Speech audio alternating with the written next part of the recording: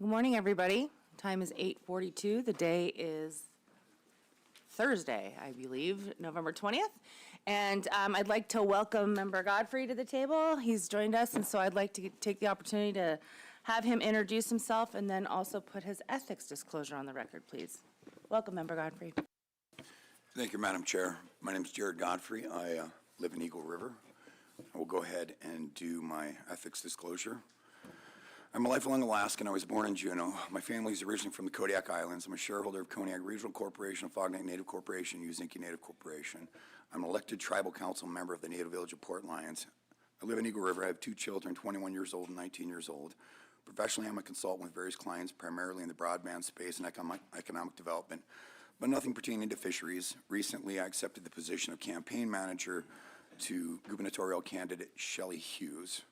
My son participated in the commercial fisheries of Bristol Bay and Kodiak earlier this year as a deckhand. I have no conflicts to declare regarding any matters in front of the Board of Fisheries during this meeting. Neither I nor any member of my family's party directly or indirectly to a lawsuit with the state of Alaska or any agencies of the state. These statements are all factual and true to the best of my knowledge. Thank you. Any board questions? Quick question. Can you tell me a little bit about what your responsibilities are as campaign manager for a gubernatorial candidate? Sure.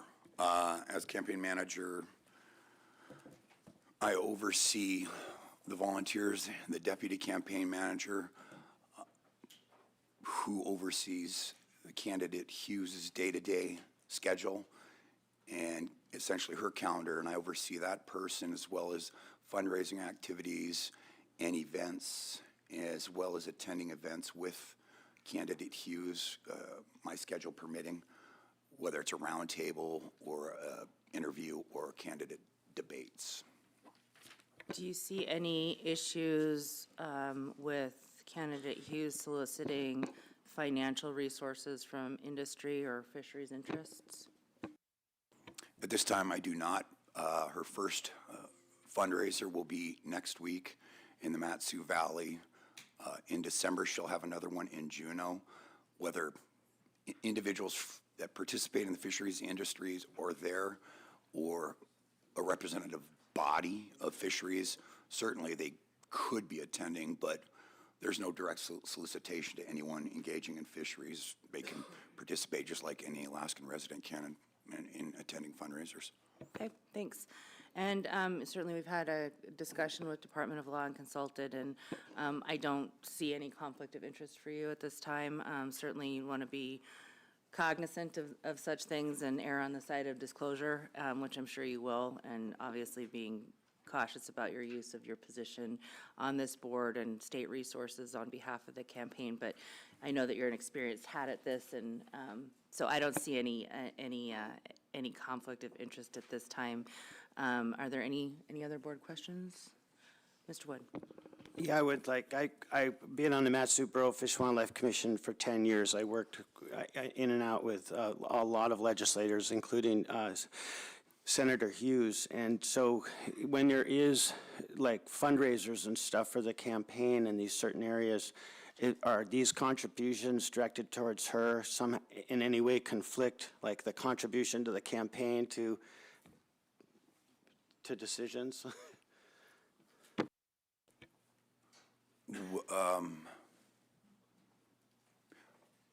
I guess that's an interesting hypothetical. It would be easier if you actually were able to give me a specific hypothetical, but if there's a proposal in front of the Board of Fisheries in the future, say in 2026, that she, the candidate Hughes, is specifically being asked to support or oppose, and there is somebody who is writing a campaign donation, certainly that is a possibility. That would be dependent on what she committed to doing or not doing for a candidate who's contributing a donation. And in such a case, that would require disclosure from me to the Board of Fisheries, hypothetically in 2026 in the event that happened. That's adequate. Thanks. Okay, thanks. Any other questions? Okay, Member Godfrey, I rule that you can fully participate in the meeting. Thanks for that disclosure. Any other business before we get back into public testimony? Okay. All right, so we paused yesterday in the middle of public testimony. I'm going to do second calls right now, and then we'll get back to our list. The first name on second calls is Mr. Albrecht. Good morning, sir. Welcome.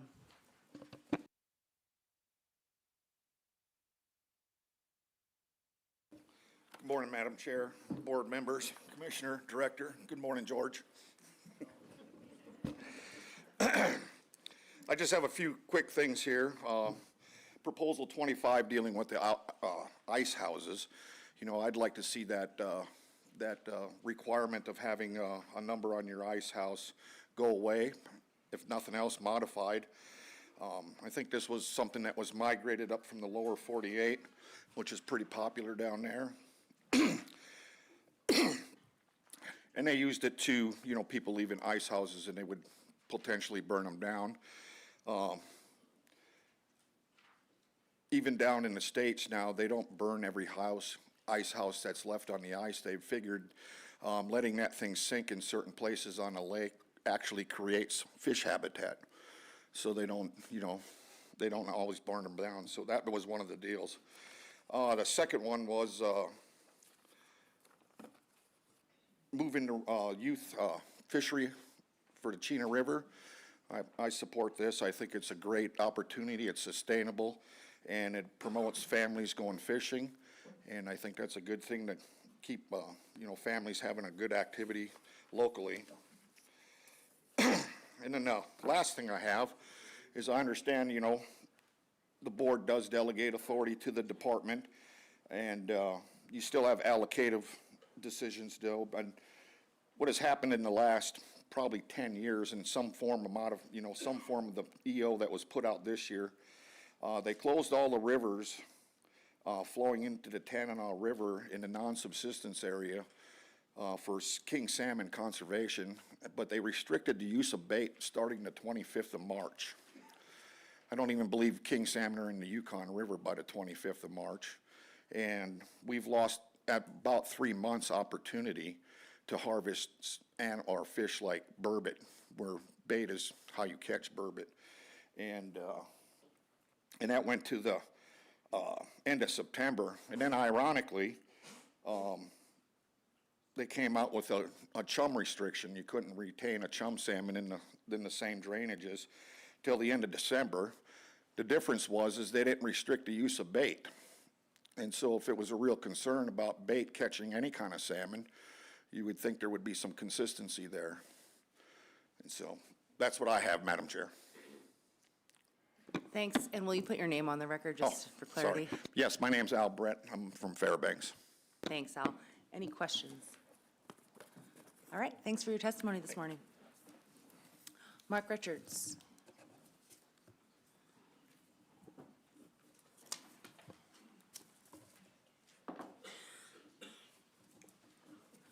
Good morning, Mark. Welcome. Good morning, Madam Chair, members of the board, department staff. For the record, my name is Mark Richards. I do serve on the Fairbanks Fish and Game Advisory Committee, but this is going to be my personal testimony. I'm in support of Proposal 15 and 16 from the Eagle Advisory Committee. My background, before we moved to Fairbanks in 2015, my wife and I spent over 30 years living in the upper Yukon country, about 60 Raven miles north of Eagle. I raised a family out there, subsistence lifestyle. I've been writing op-eds about salmon concerns for 20 years and more. I saw what was coming, encouraged the lower Yukon people to abide by the closures so we could all have fish in the future. And I look at Proposal 15 and 16 as there's just straight conservation concerns.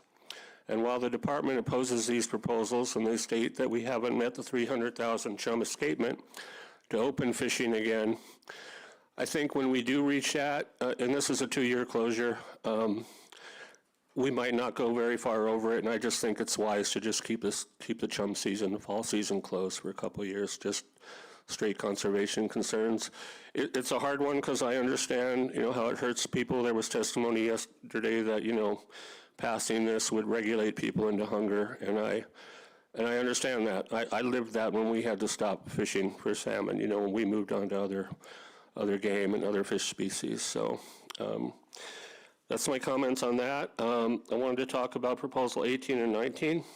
We have been talking to Andy Griska, the fisheries biologist, for a number of years about this trigger that was automatic, because we're always going to catch 750 pike in the Chattanooga harvest area. So this trigger was always in effect, and it just seemed meaningless that, and as Mr. Griska showed you yesterday, that there really hasn't been an increase in the pike harvest, whether that it's 2 fish or 5 fish. And so I'd like that to remain to 5 fish, only so many over 30 inches, and just do away with this trigger, repeal that completely. So that's what I have. I'm happy to answer any questions. Thanks. Any board questions? Appreciate your testimony this morning. Thank you. Thank you, and big thanks to Art and board support for everything you guys do. Couldn't carry on these meetings without you. Agreed. Is Miss Shirley Clark here this morning? No Shirley?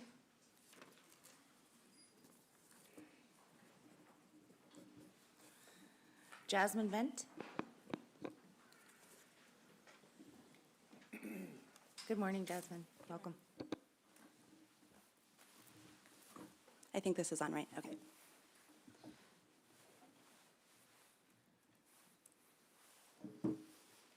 Can I start with an introduction before I go? Okay. Uranga atiga Sikanyak, Levi Sapaming Uranga. My Inupiaq name is Sikanyak, and it means the sun. I have 2 Koyukon names. The first one is Bida Inslit. It means we can depend on her. The second one is Hukuth, meaning she's right there for us all the time. I was raised in the village of Huslia. My mother's family comes from Ambler, and I'm a Koyukon and Inupiaq, primarily raised by my Koyukon family on the Kaikuk River, a tributary on the Yukon.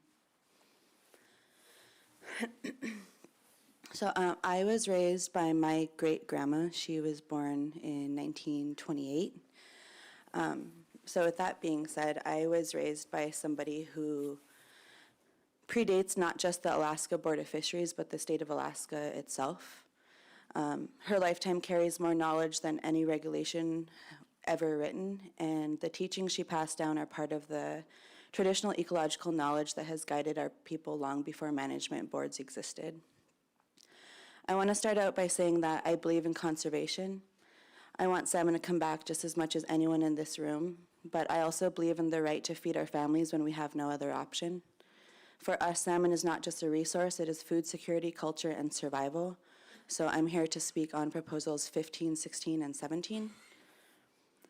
On proposals 15 and 16, my concern is that these continue a pattern of excessive regulation on subsistence users, regulating us into hunger, more so than we already are. These kinds of restrictions do not reflect the reality of our communities where people are already struggling with food insecurity and limited alternatives. We're carrying far more of the conservation burden than our impact warrants, and subsistence users take less than 1% of their overall harvest. The problem is not the people trying to feed their families on the river.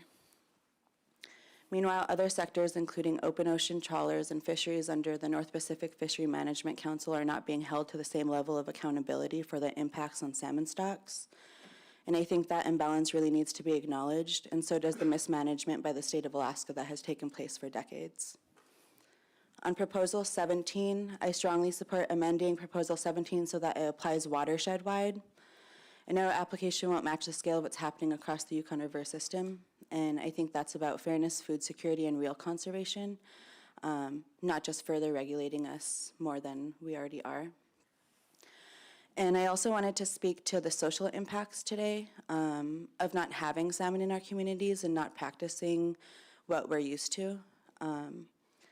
And that's something that doesn't always show up in the data or the regulatory language, but we feel it every day in our homes.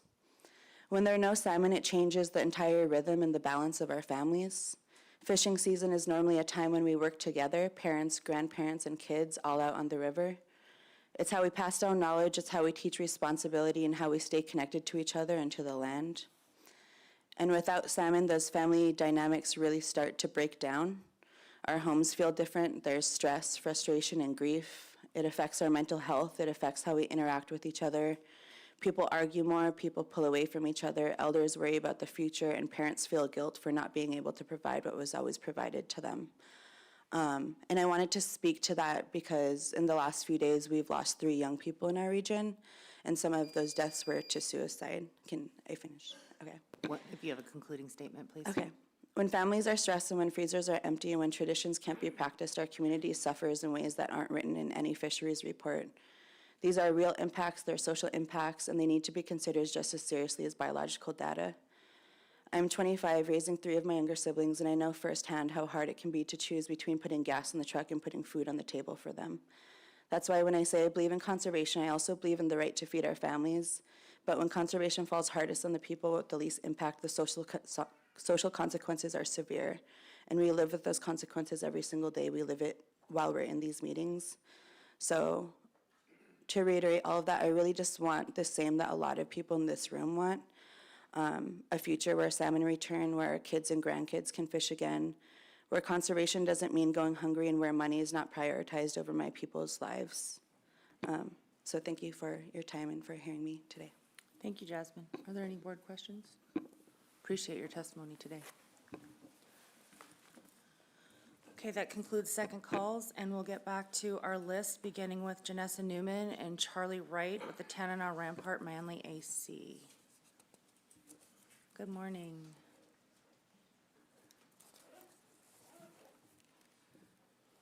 Welcome.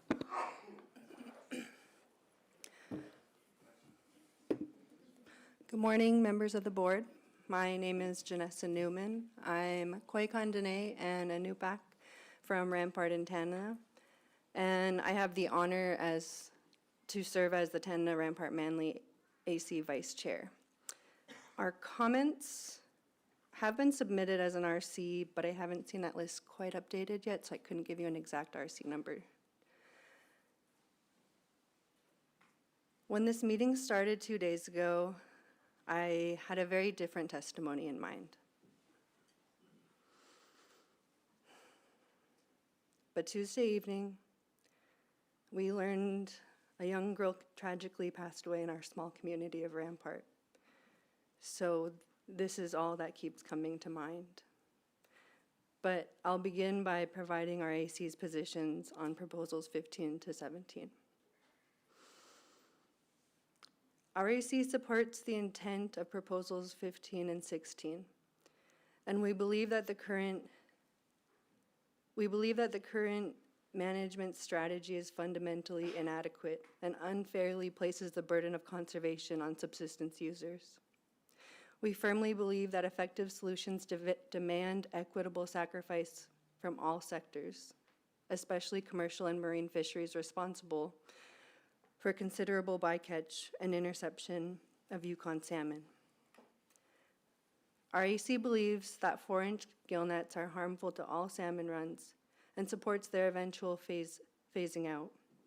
However, we strongly object the focusing restrictions on in-river subsistence fishing, which account for less than 1% of the total harvest and would have a negligible impact on stock rebuilding. Gill nets are the predominant fishing gear in our area. Removing the 4-inch net option without providing viable alternatives, such as controlled 6-inch net openings, severely compromises people's ability to feed their families and their communities. This difficult choice is a reflection of decades of mismanagement. And as one of our members said, the problem does not lie with people of the Yukon River.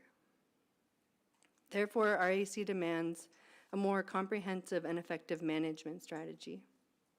Stock rebuilding requires a major role for Yukon River people in decision-making and will not be achieved solely through more restrictions in river. Our AC unanimously supported Proposal 17, with the amendment to include non-salmon streams across the entire drainage. Ideally, some of our AC members would like to see 6-inch opportunities in the main stem because we believe using short and controlled 6-inch nets is the responsible way to enumerate fish, especially when contrasted with the harmful use of 4-inch nets. People must have the opportunity to use larger gill nets for subsistence where available. We fully recognize that bycatch and interception are not the sole root cause of this crisis. We live out on the land every day, and we fully recognize that an unpredictable ecosystem is also causing significant issues for salmon recovery. But the theme throughout our deliberations was significant frustration with siloed management plans and the difficult choices before us as the result of decades of mismanagement. Our positions reflect a collective frustration of the status quo, and if we're ever going to truly rebuild stocks, the people of the river will need to play a very big role. Rebuilding will only happen when we have management plans that are holistic and adjust to the state of the ecosystem, but are also willing to address the equal pressures exerted by marine harvest. Now, back to my community and the loss of my cousin. I will use myself as an example.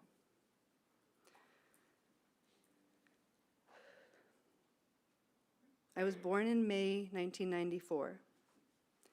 And about 6 weeks later, my parents packed me up and brought me to fish camp above Rampart. And I've spent my summers there ever since. In fact, my very first job was also when I learned how to count, because I was responsible for counting the fish as they were pulled from the net. When I was young, we ate so much fish that I can remember literally eating the dry fish first so that I could be done with it and get it off my plate. So my family was the 30% that fed the 70. And as an adult, I can really see how this upbringing has wholly defined how I carry myself as a human being. I know now that fishing gave my family a template to raise me with, like a lifelong apprenticeship where the learning never ends. It's so much more than learning how or where to process, how or where to fish, or how to process fish. Processing fish for our large extended families is like a big symphony of everything going exactly right, and even the very youngest have an equal role in that. I learned by my family's example that working together requires us to be fluid and adaptable and to have critical thinking and conflict resolution skills. We worked long hours together because we don't waste anything, so we had to keep working until all the fish was done. And this taught us commitment and self-discipline. And to preserve our work, we had to pay attention to all of the small ever-changing details to prevent fish spoilage. Through this, we learned diligence and discernment. There was still much to learn, even when chaos hit the symphony. For example, in 2017, when a nearby wildfire snuck up on us, instead of panicking, everyone kicked into gear. We got the water pumps running and the chainsaws working. And despite the helicopter overhead telling us to abandon our camp over their intercom, we stayed and we saved our camp.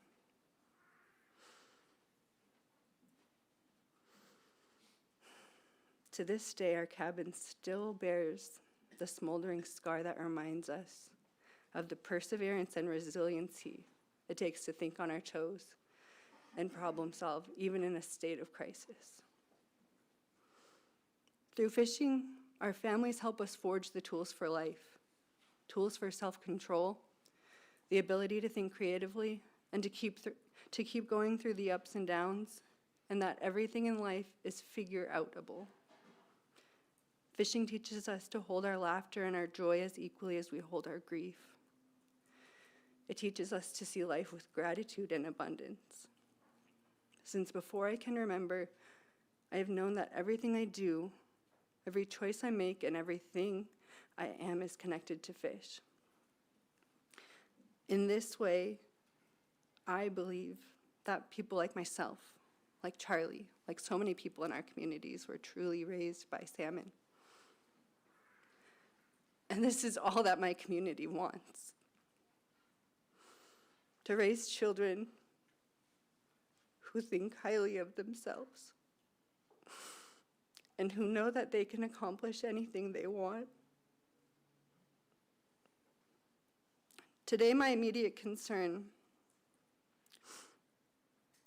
is whether I can morally bring my own children into this world without fishing on the Yukon River. And my concern is less about their standard of living and the ability to meet their basic needs. But without salmon, I have zero context for how to raise children with integrity, grit, and high standards for themselves as human beings. Salmon is literally the mechanism that weaves the social fabric of our culture. They're the foundation of the social institutions of our communities. And I realize many of you might not have the context for what I'm talking about, but I do know for a fact that raising the next generation of good humans is as important to you as it is to me.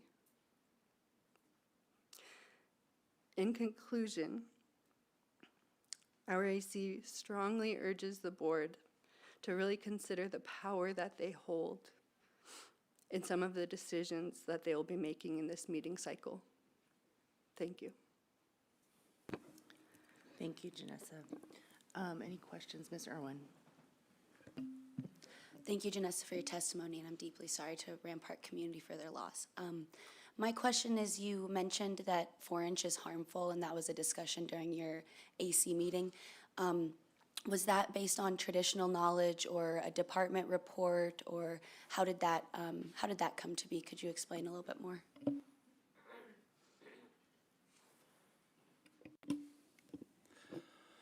4-inch mesh kills big female king salmon. They fall out. If you have a 4-inch net in and you're catching and releasing some kings, you know that when you're checking it, all the big fish will fall right out as you're pulling it up. So if you check your net every 2 hours, it's full of fish. It'll have 10 kings in there if you have it in a king area. If you check it once a day, there'll be 1 or 2 fish in there. If you take a dip net and rub it down the sand on the inside of your net, you'll pick up fish off the ground. It does not catch small fish. They go through it. The big fish fall out unless they have big teeth. So that's why we don't like it. It kills more fish than it keeps.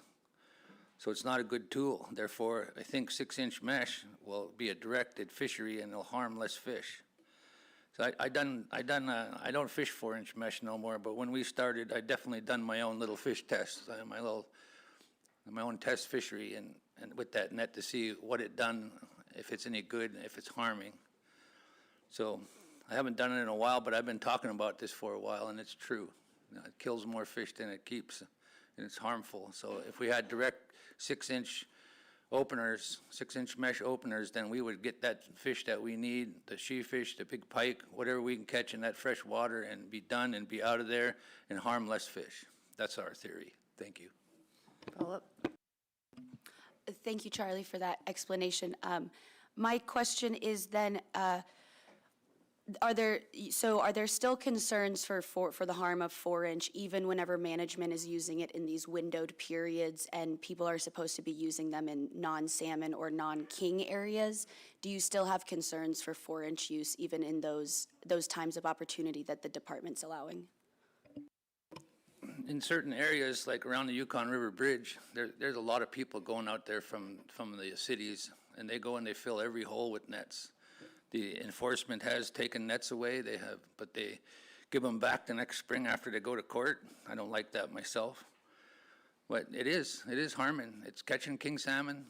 If you have a 4-inch opener in between, pulses even, or at the end, the big pot-bellied females are coming along behind the pulse. They're always behind the big ones, and that's what's getting killed, and that's what bothers me, because we're having a hard time getting salmon onto the spawning grounds, and to me right now and my people, every egg counts. So that's why we don't like the 4-inch mesh. We want to see more fish get on the spawning ground, just like everybody else does. So we got to start thinking proactively and get the right gear in the water.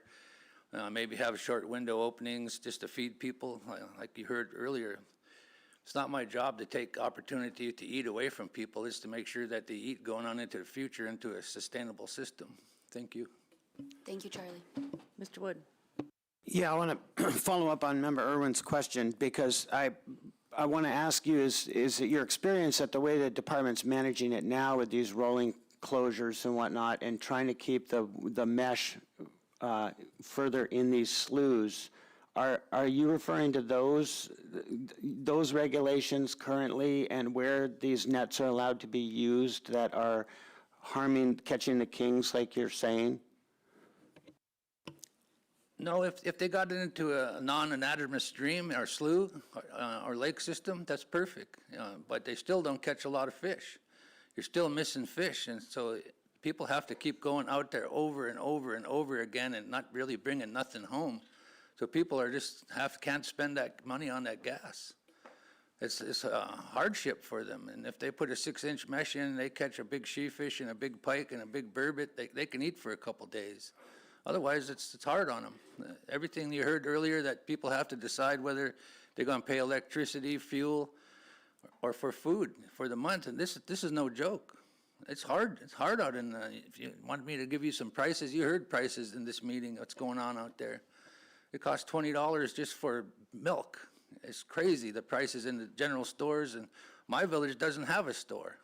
Yeah, thank you. You answered my question. And I had one more for either of you from the AC perspective.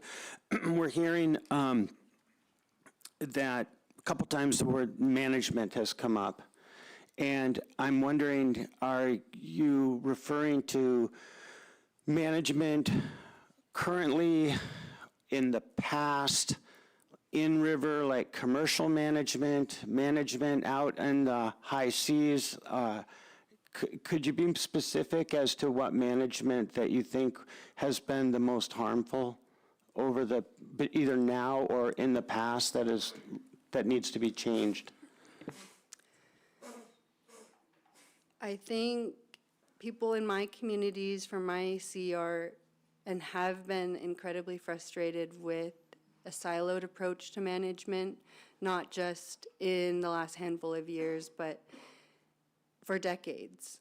We don't feel management is responsive enough to what's going on.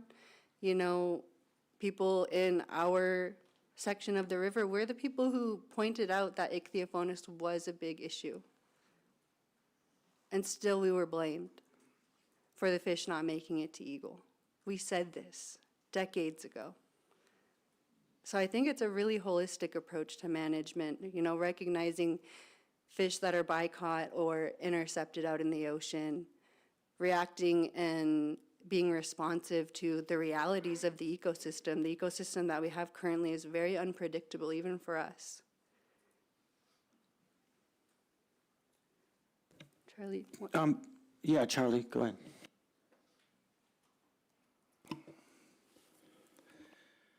I lost my train of thought, I'm sorry. I really did. I had something to say and I lost it, thank you. Could I jog your memory? During your testimony yesterday, you said that you used to go down the lower river and fish and finally had to give it up. Why was that? Because I seen too many fish going away, and that the upper river people are not going to have any more if we keep this up. I know that trend couldn't hold, and they're using the really large mesh, catching all the big breeders. And right now, I told you guys in my testimony yesterday that the king salmon are side-orientated, bank-orientated now, and they're hitting me in the boots when I'm standing by sonar, and they can't catch them with a net. So the effects are there. I can say right now, if it's okay, that there's 3 things that's bothering us, and until we accomplish changing that kind of management in those 3 fisheries, then we're not going to have no success. And it's hatchery and trawl and intercept fishery. That's the big problem right now, and we all know that. So until we address those 3 things, this board right here in this process is going to have a hard time fixing the fishery on the Yukon River, period. Okay, so from a management point of view, managing those three things in particular, you think will help the most? I think a really good start would be a reduction in 25% of all of them if you wanted to ease into it and see effect. I think that'd be a really great start. And Okay, just to show thank the you. effect, not to take everything away from people, and I don't want to do that. You know, I just like the fish to come back into the river and everybody to fish together in harmony and work on these problems together. Not only the people of the Yukon River hold the burden on their shoulders of conservation. Thank you. Thank you, Charlie. Great. Thank you both for your testimony today. Jacob Ivanov?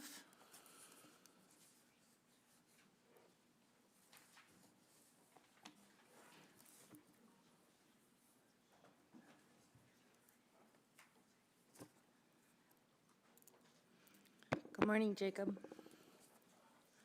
Good morning. Will you be giving your AC or your personal testimony first? I will be speaking on behalf of NVU first. I know I had put it myself in, I actually had 4 slips, which I heard wasn't possible. So you're going to do... I'll go ahead and do myself first. Okay. And so, yeah, but I was asked on behalf of the tribe to speak for the tribe. Okay. So that's why I had several slips in there. Got it. Understood. So we'll give you your 3 minutes, and then you can do the AC. Okay. Perfect. Thanks. And so I'm going to go ahead and good morning, Madam Chair, members of the board.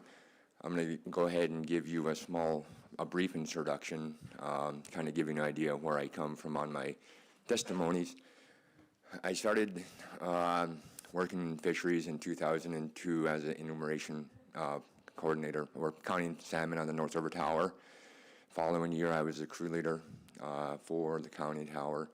2004, 5, and 6, I worked with AEDF&G on the telemetry project on the Unalakleet River for the chum and the coho on the distribution within the Unalakleet drainage. Then I started working for NSCDC in 2007 until 2020 as the senior crew leader. Forgive me. As the senior crew leader in the Fisheries Research and Development Department. I started the Shaktoolik sonar in 2008. And I also served on the NOAA Alaska Salmon Research Task Force as the vice chair. And so my testimonies, I'm going to go ahead and start my testimony now, is that since 2016 and beginning the heat wave, the heat blob in the marine waters has caused major issues within the feeding grounds for the salmon in the marine waters. And the heat wave that we had in 2019 with the major die-off when the chum and the pinks were floating down the rivers in Unalakleet, Shaktoolik, Koyuk rivers had put major stress on the salmon, especially the odd-year pinks. And that also decreased the amount of food in river. When I was growing up, going out moose hunting in the fall time, we would have to use basically goggles driving in the rivers in the fall time because of the mayflies coming out and mating. And every bend had mayflies. You don't see that anymore. You don't see any mayflies coming up. You don't have any concerns about any bugs hitting your face. And the amount of mergansers within our drainage had increased as well. We'd see high populations feeding on the juvenile salmons within the river system. In 2021, which also helped reduce the pink salmon in our region, was that the high waters were causing the pinks to spawn on the banks and also the sandbars. And as soon as the river drained, all the eggs had dried out, and that had caused a major disruption in our odd-year pinks. And we've had a very horrible pink return in 23 and past summer in 25. One of the lowest returns we've seen in the pinks. And also another thing that we've been also experiencing, and I'm sure you guys may have heard, is the amount of Alexandrium in the waters. I don't know if you've heard that study by WHO, that they've had recorded the highest amount of Alexandrium cells per liter anywhere in the world. And FDA shuts down clam fisheries northeast in lower 48 when it comes to 3,000 cells per liter. And the lowest counts that they were counting was 30,000 cells per liter of Alexandrium in the Norton Sound area, out by Diomede area, and as high as 180,000 cells per liter. And I've done some research on the effects of Alexandrium on juvenile salmon, and it was done in Chile on their Atlantic farm salmon. Let me get some numbers for you so I don't.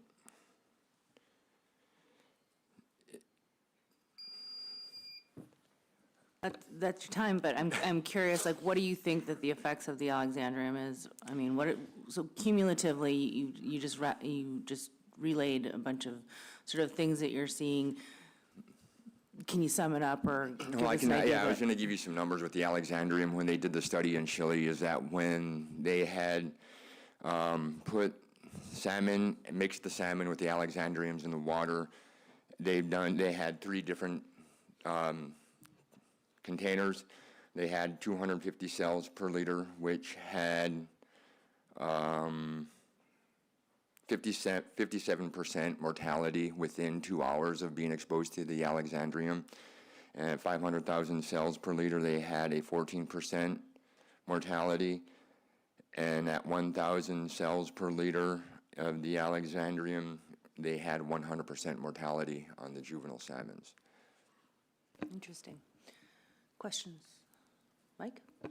Yeah, just really quickly, what does Alexandrium do to them? Is it like immediate suffocation, or is it getting their blood? What's going on? It attaches to their gills and pretty much suffocates them, is what yes. Thank you. Any other questions? Thanks, and we'll go ahead and let you start your AC testimony whenever you're ready.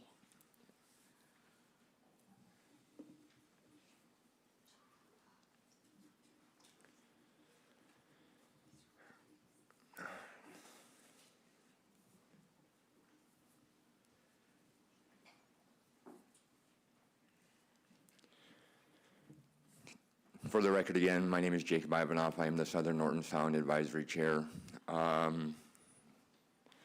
We've taken some actions on several proposals, starting with Proposal 28, lawful gear and specification beach staining gears.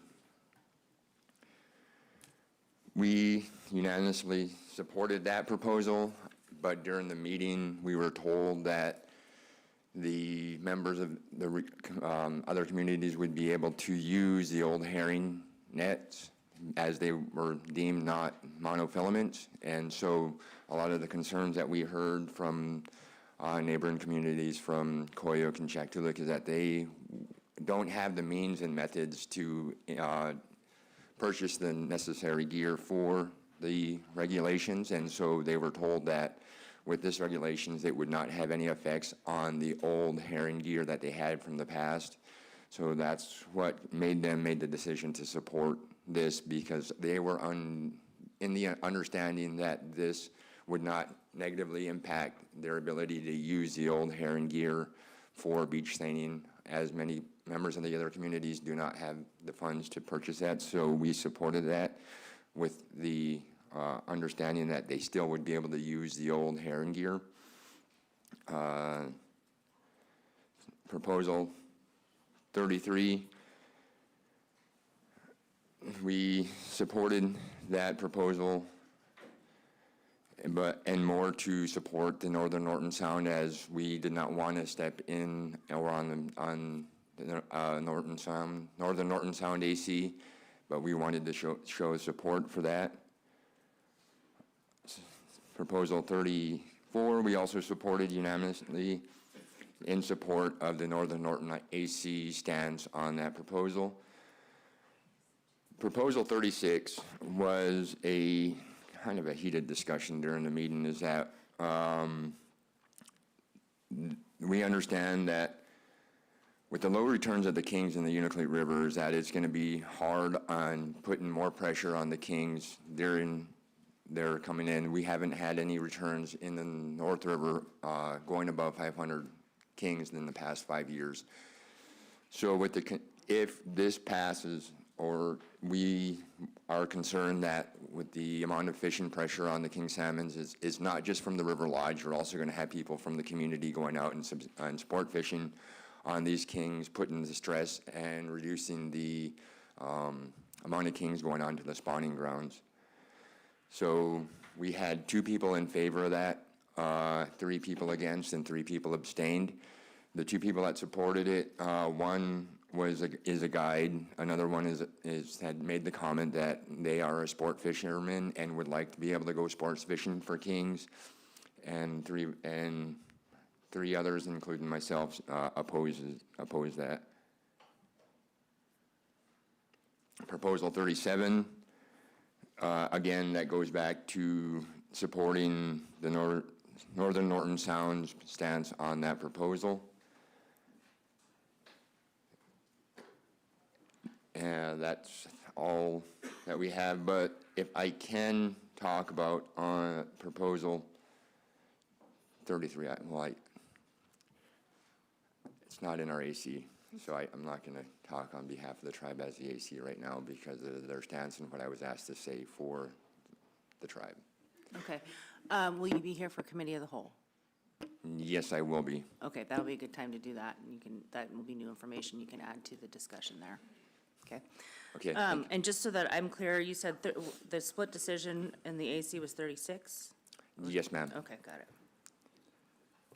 Any questions for Jacob? All right, thank you so much for your testimony today. Thanks for your service on the AC also. Thank you. Next up is Virgil Umfenauer. Where'd he go?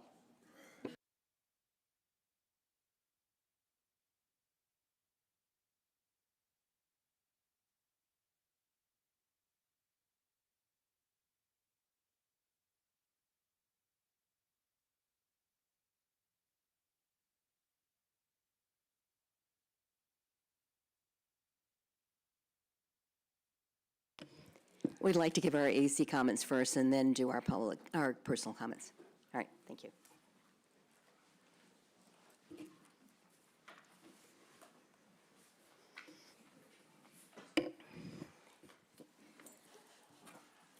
Okay, Madam Chair, members of the board, my name is Gail Vick, and I am the chair of the Fisheries Subcommittee for the Fairbanks AC. So the comments that I'll give you today, they are in your, in the AC comments that were submitted on time. And I will just speak to the comments that are, that we took action on. So on proposal number 12, and considering eel sticks on the Kuskokwim area, we supported that. On proposal 15 and 16, we supported that, and you heard earlier from Charlie Wright, which really exemplifies some of our reasons.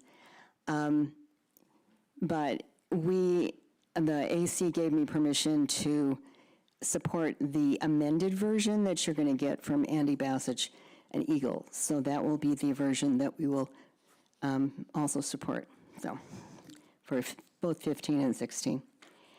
We took no action on 17, but we did have a general concern about 6-inch mesh on the main stem. Considering this is not on the main stem, we were okay with that.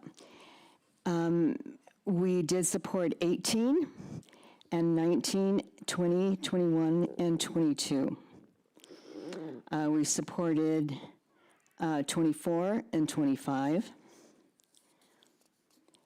And I want to say on some of the items for pike in the Tolovana region, we were a little worried, concerned about the feelings from the Minto area, but I was on the Minto,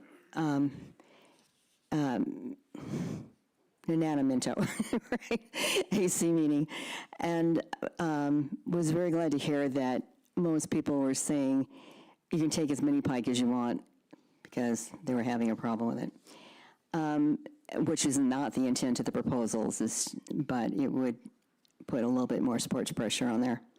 Okay, proposal 25 and 27 we supported. And proposal 43 to repeal the commercial fishing season for sheefish in the Kotzebue district. We supported that because we are very concerned about sheefish numbers and not having the data that we need to make the decisions to open a commercial fishery. I know a little bit about that fishery, so we supported that proposal. The Fairbanks AC recognizes the severe impacts of the Chinook and chum salmon crisis. We are committed to doing what we can to help rebuild stocks in the Yukon River drainage. And I'm going to turn this over to Virgil because he had a comment that he made at our AC meeting that I think is very pertinent. Thank you.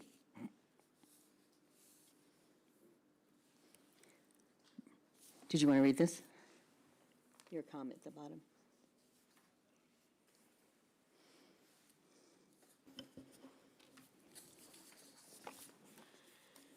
I'm not sure exactly what you wanted me to do, Gail. Right, but- right at the bottom, the comment that you had at the AC meeting. Okay.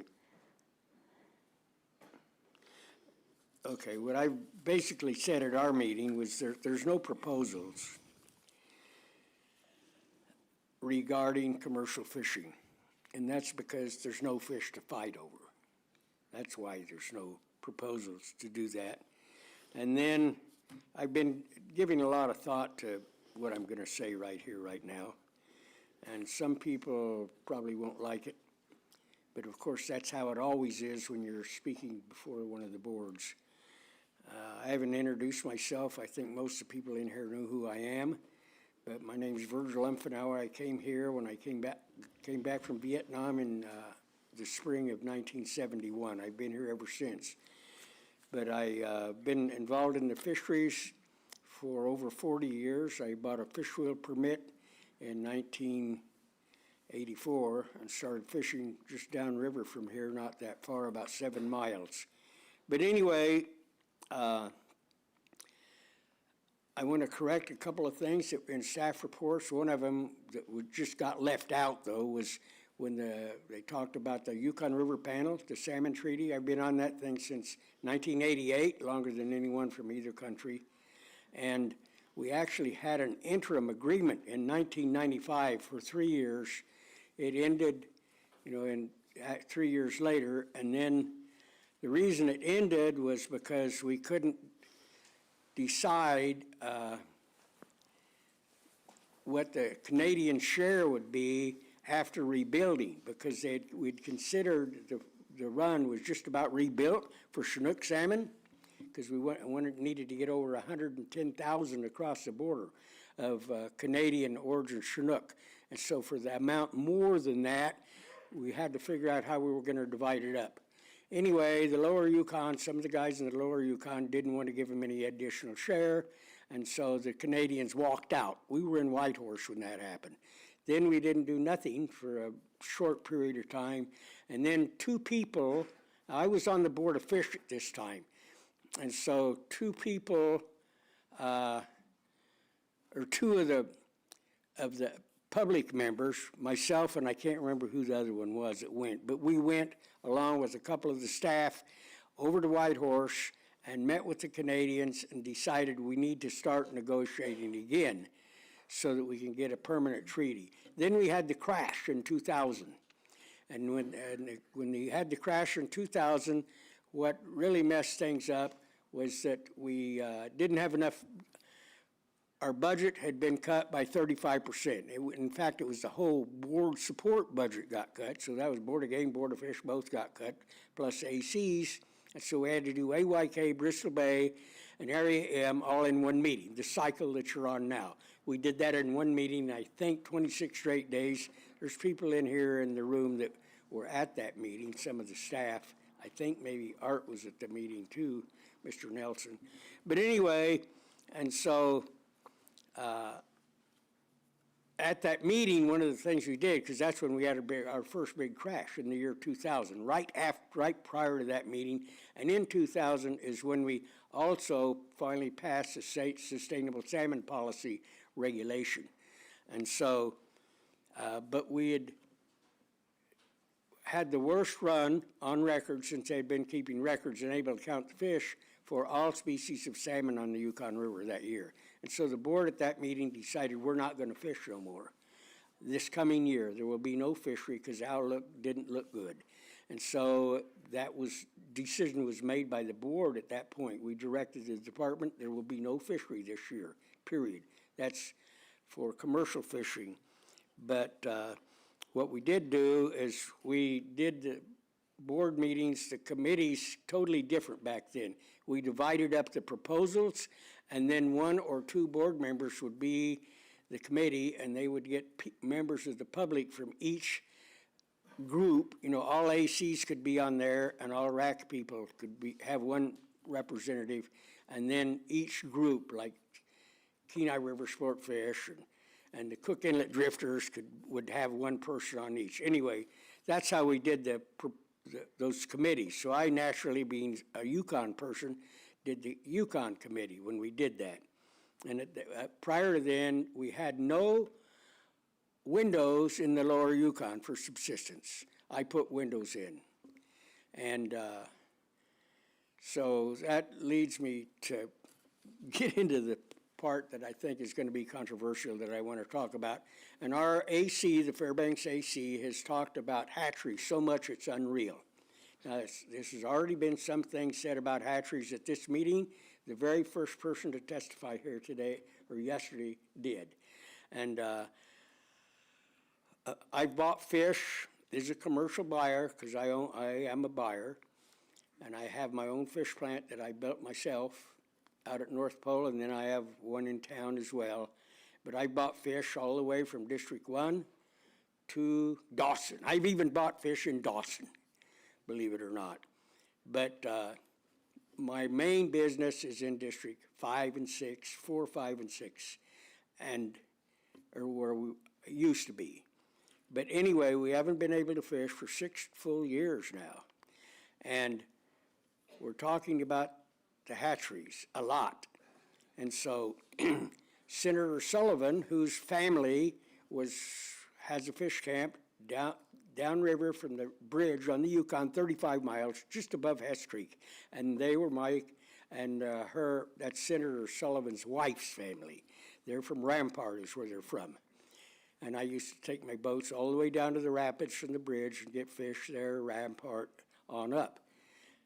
And so Senator Sullivan formed, it was either 2 or 3 years ago, a group of people to try to determine what scientific needs we need to find out why the fish aren't coming back to the AYK region anymore, and specifically to Alaska, period, like the king salmon. We have severe problems all over the place. Well, there was, I believe, 44 people on that thing, 1 board member, a couple of staff members that are in this meeting right now, myself, and a couple other members of the public that are, some of them former department employees and et cetera. But what we ended up doing at the very end of this thing is we voted on what we thought it was. And of the 40-something people, I think it was 44, I could be wrong, but 28 or 29 of us voted. And so I'm going to give the first 3 things, the 3 top things, and that was... So your time is, but right before you get into that, I'm going to say, do you want to have your personal testimony sort of roll into this so you can keep going? Just roll into my personal. All right, let's do that. I just want to reset the timer. All right, 3 things. I got 3 minutes. 3 minutes, 3 things, I've bated breath. Okay, so I got 3 things in 3 minutes. Okay, the first thing we voted, we thought was the most important thing, causing the fish not to come back and to be way smaller, and all these other things you've heard a lot of people talking about, was competition in the marine pasture for the food from hatchery, pinks, and chums. That's the thing that got the most votes. The number 2 thing was intercept fisheries, which is going to get addressed later in this cycle. And the 3rd thing was trawlers. And damn it, I screwed up. I've got a video here, and I know 1 board member has it, and I think 2 have seen it, but I have a video here of trawler bycatch from a processor in Kodiak that the Coast Guard flew over here, was given to Sea Share and Tannernaut Chiefs. I distribute all the fish for Tannernaut Chiefs that they have to buy to send to the villagers. I'm the one that does all that, because I have the freezer space and expertise to do it. Anyway, so they donated 4,900 pounds of Chinook salmon. The Coast Guard flew those to Fairbanks. I took 2,900 pounds of them, and I boxed them up approximately 29 pounds to a box for elders. Those fish were all for elders. We distributed them. The fish were not good. The people were complaining. And so I told the lady at Tannernaut Chiefs, we'll fillet them, and then we'll know whether they're good. We started filleting them, and then we realized these fish are horrible. They were not taken care of. They let them go bad. They were gaping. I got a video of them. I called one of the people from our area, our biologist here in Fairbanks for the fall season, and she came over and took pictures and videos and sent that stuff to the commissioner's office. But anyway, so we filleted the rest of them, and they all went to dog food, to dog mushers. That's where those fish went to. And so that's the third thing, was the trawler bycatch. But they don't, and people in this room, lots of people in this room raised hell about taking all these, the bycatch of king salmon, the prohibited species, and sending them to food banks in Seattle. Made them start doing some of it up here. Well, that's how they treated these fish. I don't know how they treat others, but I know this is how they treated these. And so I just wanted to point that out. That's the three things. And our country has had, and there was someone, I don't remember who his name is, but in the early 90s it said, with all this increase in hatchery production, what's going to happen is we're going to have a big international incident of ocean pasture. Who controls the ocean pasture? And it reminds me of the range wars of the West, because I grew up in Arizona, and the largest range war, where the most people were killed, in our country was the Pleasant Valley War in Arizona. And my 7th grade school teacher, Zane Grey wrote a book about this, To the Last Man, of the two main families, the sheep family, raised sheep, and the cow family that raised cows, competing for the pasture on the open range, and all the men were killed in both families except for one person, and that was my 7th grade teacher's grandpa. But I'm done. Thanks. Thank you, I'll answer any Virgil. questions. Any questions? All right. Thank you, sir. And Gail, Commissioner. She does, yeah. Go ahead, Gail. Okay, thank you, Madam Chair. In the interest of time, I'm going to read my statement so I can try to stay within 3 minutes. Madam Chair and members of the board, my name is Gail Vick, and I reside in Fairbanks, and these are my personal comments. As the daughter of a Norwegian immigrant and a Scots Native American mother, my family history is entrenched in fisheries and farming. I came to Alaska in 1968. In 57 years, I fished all over the state, from the Kobuk River down to southeast, for sports, subsistence, personal use, and commercial. In 1991, I began policy advocacy for community fisheries and federal and state salmon, halibut, crab, pollock, cod, herring. Even though not a scientist, I served years on both the Prince William Sound Science Center Board and the North Pacific Research Board, AP, and I am a founding member of ACCRAB. I have spent decades at North Pacific Council, the Board of Fish, the IPHC, and the Yukon River Panel, working with scientists, tribal leaders, and fisheries organizations all over the North Pacific and the Pacific Northwest. I was a co-author on a 2020 peer-reviewed paper on salmon decline. I have studied salmon history around the world, and I have a massive library. Because I serve as the Fisheries Subcommittee Chair of the Fairbanks AC and facilitate a weekly coalition of Western Alaska concerned citizens, I look at fish numbers regularly during the season, at the trends and the historic comparisons. Despite all this, I know only one true thing. It is going to take all of us to truly commit to saving wild salmon stocks, working together in a significantly different structure. The AYK is ground zero for recognizing that there is a finiteness to our ocean's carrying capacities. In 2024, the federally initiated Alaska Salmon Research Task Force identified a group of potential salmon decline factors, including climate, predation, intercept and bycatch, competition for forage food, pathogens, freshwater and marine harvest, and habitat. What all these factors have in common is that they are interrelated, not siloed from each other. AYK salmon share the North Pacific and the Gulf of Alaska and run the longest gauntlets from outmigration to return, and they are challenged by all these factors. Climate conditions are putting pressure on salmon, but our man-made interventions are providing the cumulative impacts that have made Chinook and chum dramatically smaller, skinnier, and less abundant, less able to withstand environmental changes. We've lost our big genetics along with higher year classes. New challenges with increased development will mean impediments to salmon streams, such as unmonitored culverts, and the crisis is spreading. In short, we're in deep trouble. Which leads us to the obvious. We cannot rebuild Chinook and chum stocks without giving salmon a safe passage home, meaning no bycatch, no intercept, no harvest, no competition for forage food, which is hatcheries. In addition, we need to monitor habitat, but that's a whole other issue. Recognizing that all of this is not likely or possible, we need to be as aggressive as we can to get out of salmon's way as they struggle to get back home. This is our dilemma. We continue to treat salmon loss in regional pieces, not wanting to tackle the big decisions that might actually help Chinook and chum salmon survive. We continue to put the burden on in-river users despite the law. But wishful thinking and unsustainable decision-making to accommodate economic interests might very well extirpate some of our wild stocks.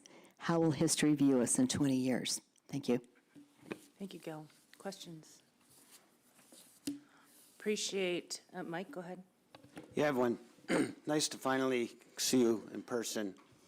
I've Thank heard you. you on podcasts and what before in meetings, but now I get to see you. Thank you. In talking with people throughout the years about the Yukon, I would like your perspective with the amount of time you've had on it. Virgil, throughout the three main factors he thought contributed to the demise. But I would like to ask you to, what I also heard was management back in the day, and I'd like to have your perspective on where that may fit into where we're at now. Is the question to ask about historical perspective on management? I'll clarify. Management, whether in river for commercial fisheries, management out in the open ocean. We've heard about that here in this room already, and I just would like your perspective on that in terms of how it contributed to the loss of salmon in the Yukon. Thank you. That's a big question. And you've heard a lot of people today say that, tell you all the reasons why, but the real issue is that salmon, especially for the Yukon River, have to go through this really big gauntlet. And they hit every challenge that we have along the way. And that's from bycatch all the way down to intercept and then more bycatch in the Gulf and back again. But it's a combination. I mean, we all know that all of this is cumulative, and we all know that all of this has to work together. So if we change our monitoring and our observation of habitat in the river, that will help a lot, as well as reduction in all these other major challenges. I have seen, because I have fished this state for so many years, I have seen so much wastage, so much, as a commercial fisherman for 21 years in Prince William Sound and working with other fisheries, commercial fisheries around the state, I have seen so many incidences of people really pushing the envelope and the reporting that we didn't get, that we're still not getting, the genetics that we're still not getting. There are so many things that we can list right now. Just sit down. And Janessa Newman was right. We all need to be working with people on the river as well as people in the marine environment. Thank you. Thank you. All right, Virgil and Gail, thank you so much for your testimony. Thanks for being here, and thanks for all of the years on the AC as well. Appreciate you. Thank you.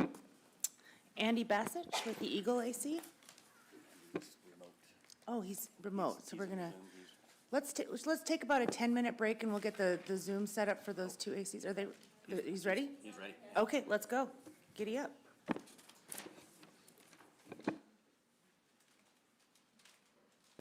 Mr. Bassich, are you there?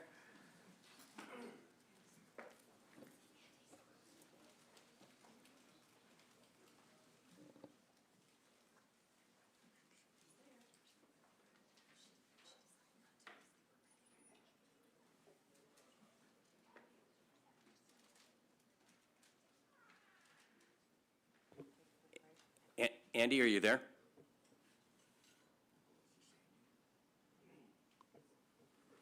Let's take that, yeah, let's go ahead and take that little break. Okay, we'll go ahead and take a 10-minute break, and then we'll come back and we'll wrap up with the last two ACs.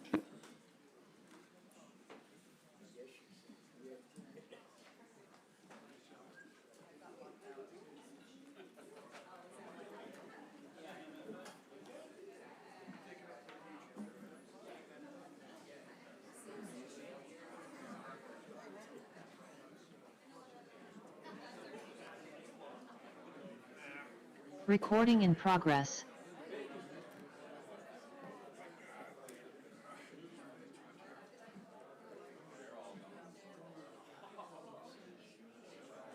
Okay, I'm getting some audio now.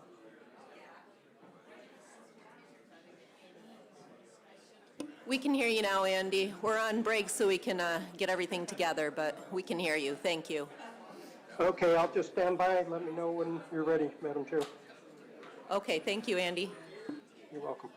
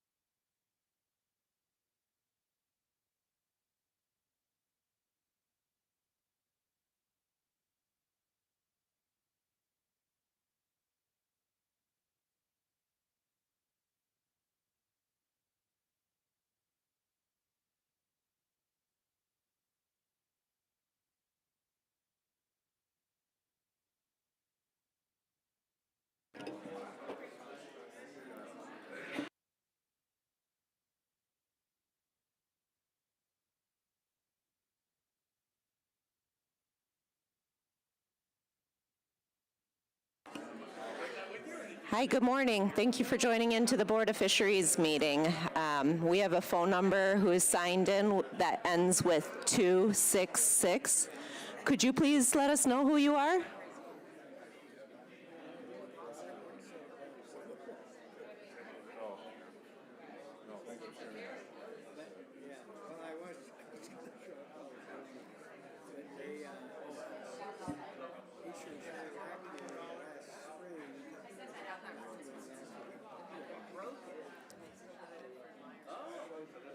Phone number ending in 266. If you're just listening, that's fine. I'm trying to make sure you're not one of our AC members here to testify.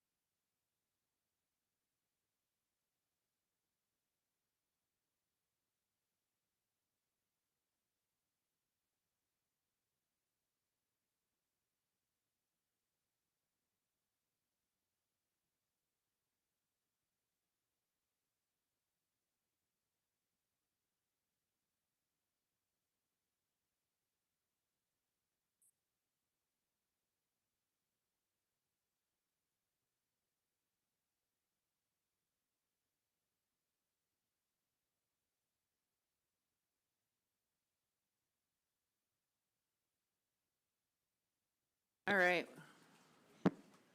We're good? Okay, we're back on the record. The time is 10:07 to complete public testimony.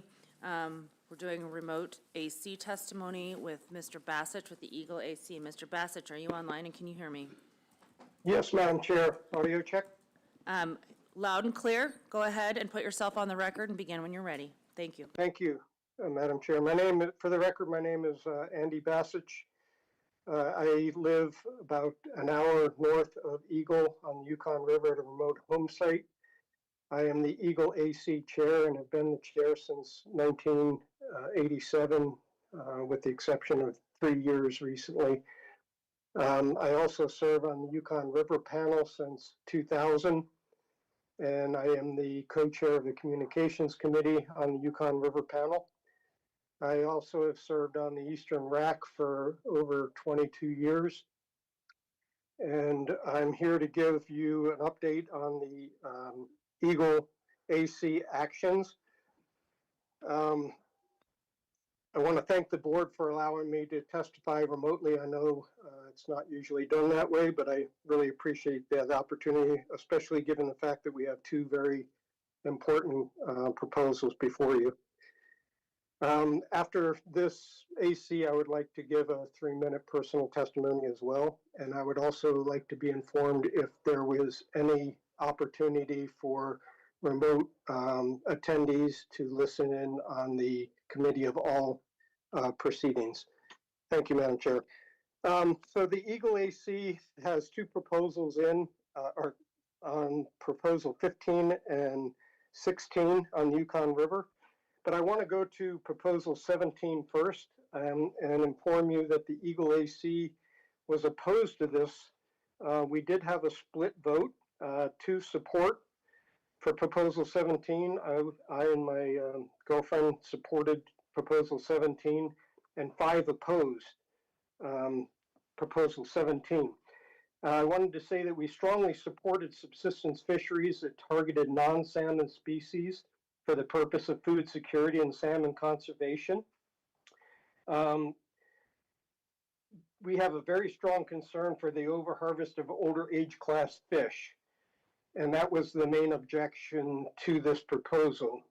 These fish, once depleted, take decades to rebuild, and it's not clearly understood the stock composition and age classes for non-salmon fish that would be harvested in larger mesh gear in these areas. And I'd like to point out that one of the most important factors in fisheries management is protecting your most productive fish. And if you look on supplemental RC 12, that's some supplemental materials. I have a few pictures at the end of that RC that show the potential for harvesting very large fish, as we heard through the sport fish reports. Older age class fish can be anywhere from 16 up into the 20-year range. Once these fish stocks are depleted, you greatly impact the productivity of a specific stock in that area. So the objection by our AC is that we think that this should be looked into. We need stock assessment of those areas and some quantification of what these stocks might be able to handle as far as harvest. We all know that during these king salmon and chum salmon declines, people are turning to other resources. And I think it's super important that these resources be fully understood as to what kind of harvest pressure they can take. Currently, 4-inch mesh will catch these fish.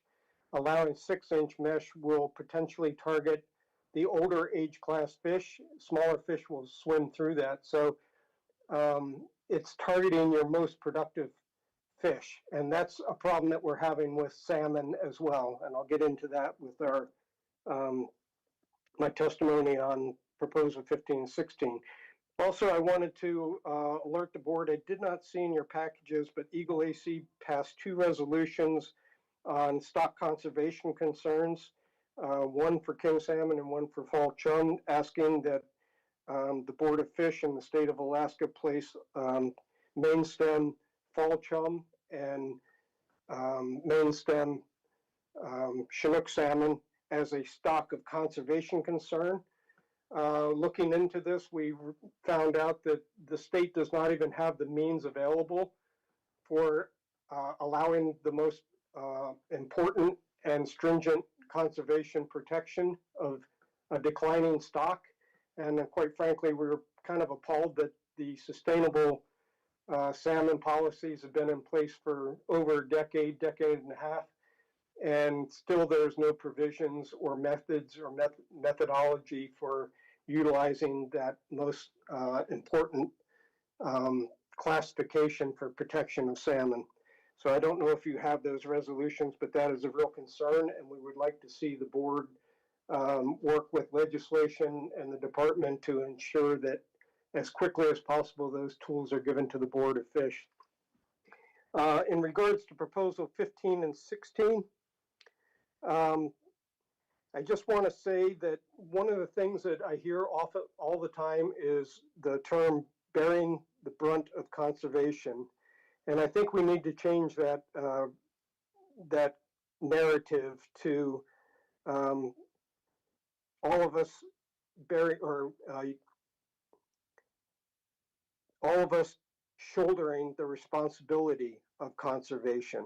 And when I say that, it not only applies to the people on the Yukon River who have been doing this for decades now, it applies to all fisheries, and it also applies to the production of hatchery fish that are being dumped into the marine ecosystem and are impacting all of our salmon and non-salmon species in the marine environment. So being responsible, shouldering that conservation is incumbent upon all of us. And it's a more positive term, and it's something that we need to really change moving into the future. I also wanted to point out that proposal 15 and 16 by the Eagle AC, it's unprecedented. I kind of did a quick search, and I have not found too many ACs that have put in proposals to restrict themselves. So one of the things I want to strongly emphasize is that the Eagle AC put these in place because of the conservation concern for fall chum, which are near extirpation levels. They are in much worse shape than Chinook salmon on the Yukon River. I don't think a lot of people fully understand how depleted these stocks are. And so it's very unusual for an AC to actually put proposals in that would restrict themselves. You heard some great reports from the Subsistence Division that showed a lot of the impacts of this proposal, food security issues, alternatives for food. And I wanted to also direct your attention on RC12 because there are some pie charts there that show you a little bit more detail on the eagle community and its food needs. You will also note there that our caribou, I'd like to let you know our caribou are in decline as well. They're crashing, and they will continue to crash for a number of years. That is the second largest contribution for food security in our region. I also want you to know that moose is at a very low density in our area. To my knowledge, there were only 2 people in the entire area in this community that got moose this year. And for the first time in my 40 years of living in the bush here, I have not seen any bears, black bears in this region, which is another alternative food source. So this area is becoming a desert, and for food consumption, wild food consumption for subsistence use in this area. So the loss of salmon is vital.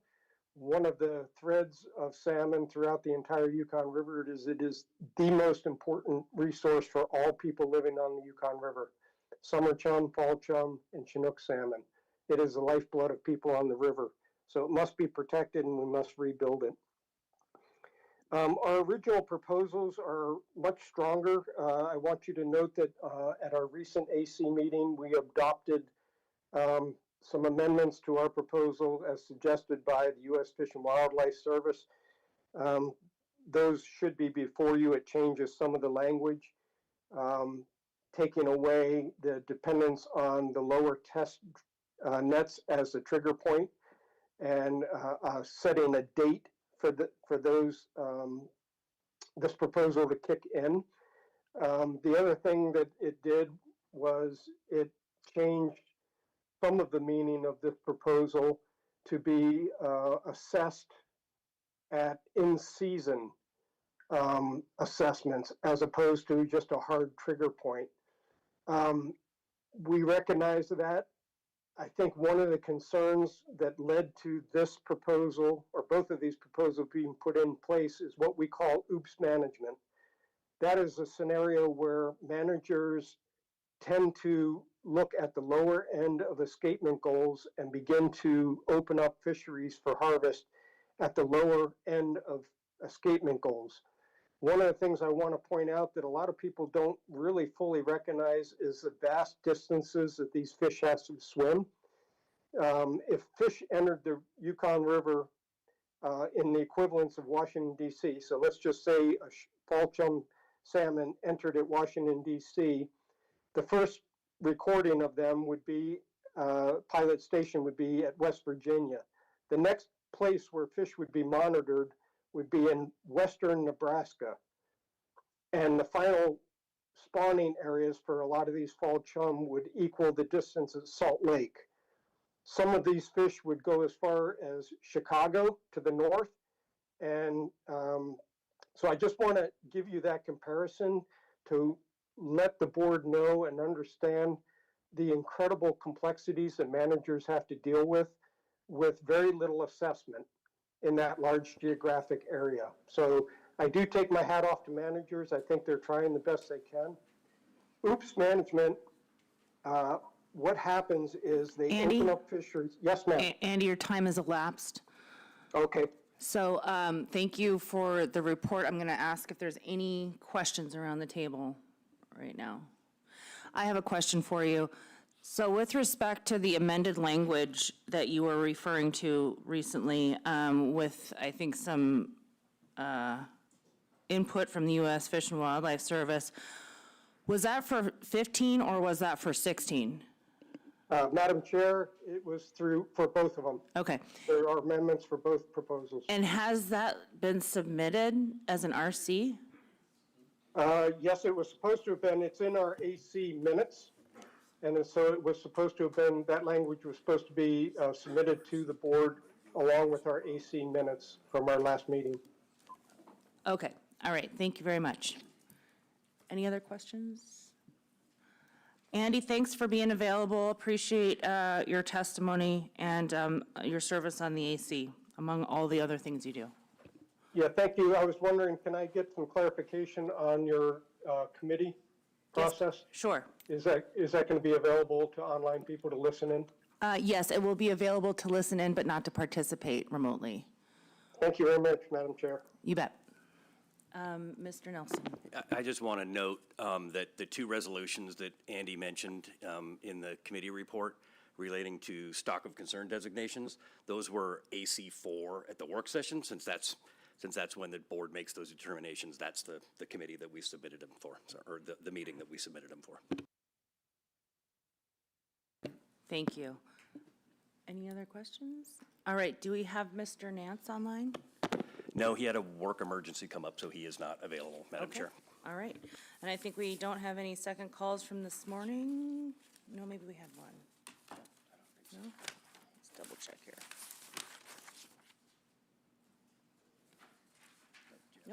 Nope, we got it. Okay, all right, well, that concludes public testimony for this meeting, and what we're going to do is take a bit of a break, and there's going to be an adjustment to our Committee of the Whole schedule, and we're going to take up Committee of the Whole Group 2 first, and go through Group 2, probably pause for a lunch break and then come back and do committee of the whole group one. And the reason I'm switching those two is because I hear that there's substitute language that could be being worked on. There's some conversations that members want to have over a bit of a break, and we want to make sure that if there is substitute language coming out of proposals in committee of the whole group one, that there's time for it to be submitted and for the public to take a look at it so that they can comment during the committee on any substitute language that may come forward. So that's the purpose of that. So we're going to go take a brief break, set up for committee of the whole, and then we'll come back and begin with committee of the whole group two. Thank you.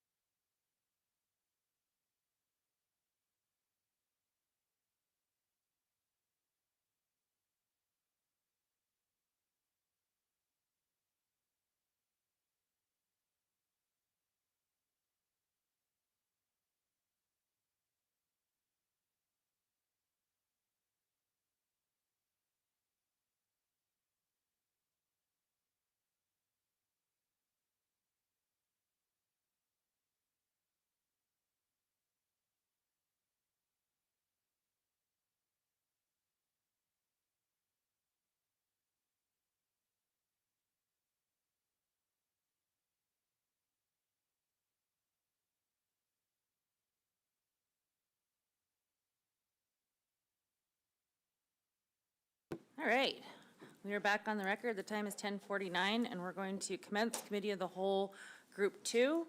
A little bit of information for those who are not familiar with their committee work process. We use the sort of New England town meeting style for our committee work. So committee meetings are intended to provide opportunities for additional information gathering and at times for dispute resolution. Committees are not a forum for debate nor a platform for repeating information that's already been received through the public testimony. During board committee meetings, advisory committee representatives may express both the official position of their committee as well as personal views. We ask, please just identify which of those positions you're stating. So just make it very clear which hat you're wearing when you add to the public record in the committee. The board recognizes the AC representatives as knowledgeable fisheries leaders and believes that they must be able to function freely during these committee meetings. During committee, the public will come forward and use the microphone near the front of the table. If you intend to speak or speak frequently, please move towards the front of the room so that either a line can form behind the speaker at the podium or just kind of to minimize the wait time in between comments while you stand up and take your time to walk to the front of the room from the back of the room and everybody's blinking and staring at you. So if you intend to speak, just please come forward and make the walk a little bit shorter. Please don't refer to anyone by name in a derogatory manner. Again, we're looking for new information only. Please don't repeat what's already been said in public testimony. If people start repeating the same points or it starts to get into a tit-for-tat sort of debate situation, the committee chair is going to move on to the next proposal. If substitute language is being developed, or if you feel it should be developed, please speak to what that substitute language should say, or what it does say, and what you think it should say. So again, substitute language. This is an opportunity for really to talk about the changes that might evolve out of the public testimony and staff reports and all the information that we've heard thus far. So at this time, I'm going to go ahead and turn it over to the committee chair, which for this group is Mr. Chamberlain, and he can give you any additional instructions that he would like. Mr. Chamberlain. Thank you, Madam Chair. I think you did a wonderful job covering the ground rules. So just a bit, I'm going to have the department read out the proposals as I list them. As the department's reading them out, if the sponsor could come up and jump it right up to the mic and take over as soon as the department's finished reading, that'll make for a more efficient run. If you do want to speak for or against a proposal, please line up behind the sponsor. And if I don't see anyone behind the sponsor, I'll assume testimony's done. And we'll move on. So I'm trying to make this as efficient as possible. We've got 10 to knock out before lunch. So I'm going to start with Chattanooga Pike Sport Fisheries. I'll start with Proposal 18. Mr. Chair, Andy Griska, Department of Fish and Game, Sport Fish Division, Tanna Area Management Biologist. Proposal 18. This proposal would eliminate the provision of the Minto Flats Northern Pike Management Plan to reduce the sport fish daily bag and possession limit when subsistence harvest is 750 or more northern pike in the Chattanooga harvest area during the period from January 1 until these waters are free of ice. Additionally, the open season for sport fishing would be changed from June 1st through October 14 to April 15 through October 14th. Mr. Chair. Thank you. Is the sponsor here to speak on this, or would anyone be willing to speak on this? Seeing none, we'll move on to Proposal 19. Mr. Chair, Proposal 19. This proposal would eliminate the provision of the Minto Flats Northern Pike Management Plan to reduce the sport fish daily bag and possession limit when subsistence harvest is 750 or more northern pike in the Chattanooga harvest area during the period from January 1 till these waters are free of ice. Additionally, the open season for sport fishing would be changed from June 1 through October 14 to May 1 through October 14. Mr. Chair. Thank you. Is the sponsor here, or is there anyone who wants to speak on this? Going once? Going twice? All right, let's move on to 20. Mr. Chair, Proposal 20. This proposal would modify the provision of the Minto Flats Northern Pike Management Plan to reduce the sportfish daily bag and possession limit when subsistence harvest is 750 or more northern pike in the Chattanooga harvest area during the period from January 1 until these waters are free of ice, only to include waters of the Chattanooga River drainage upstream of and including Goldstream Creek. Mr. Chair. Thank you. Would anyone be willing to speak to Proposal 20? Either the sponsor or anyone supporting or opposing? Seeing none, we'll move on to the Tanana Drainage Sport Fisheries, Proposal 21.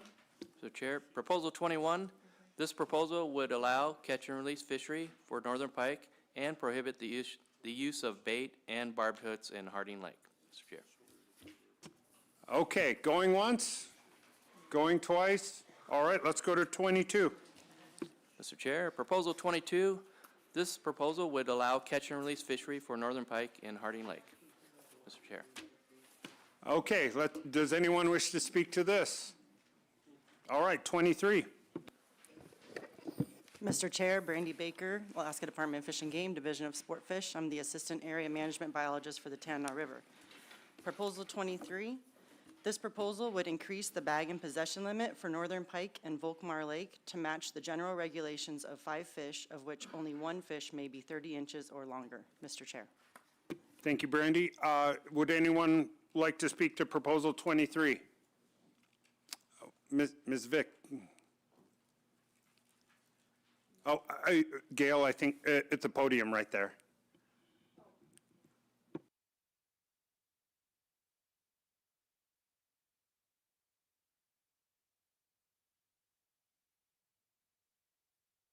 I think you're, oh, there you go. Yeah, I got it.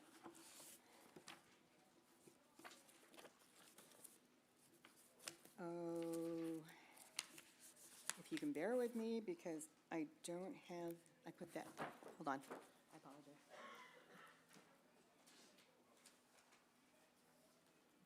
I put it in the proposal book. Okay, the issue on Volker Lake was, that was. Gail, could you pull the microphone down a little bit? Oh, sorry. Thank you. Yeah. That was,